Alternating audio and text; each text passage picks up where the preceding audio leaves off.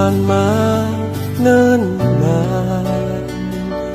เหมือนสายทางไหลไปบ่หวนคื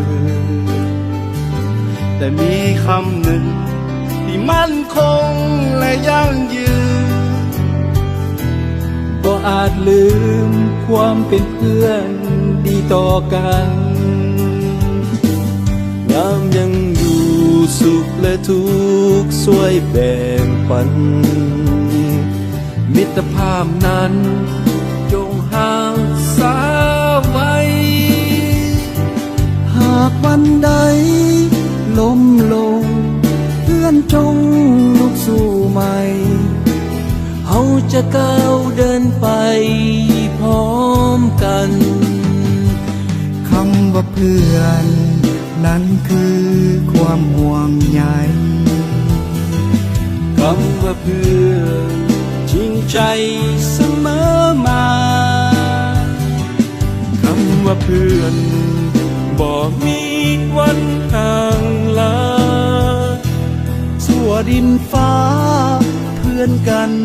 ตลอดไป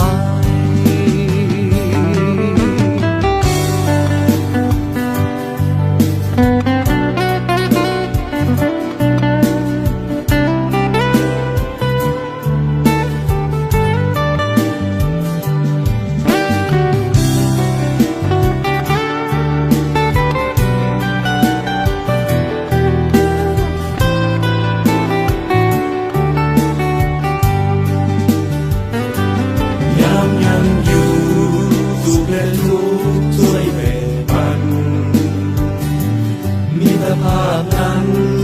จงหาสาไว้หากวันใดล้มลงเพื่อนจงสู้ใหม่เฮาจะก้าวเดินไป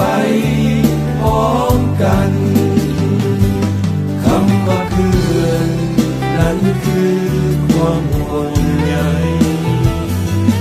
คำว่าเพื่อนจริงใจเสมอมาคำว่าเพื่อนบ่มี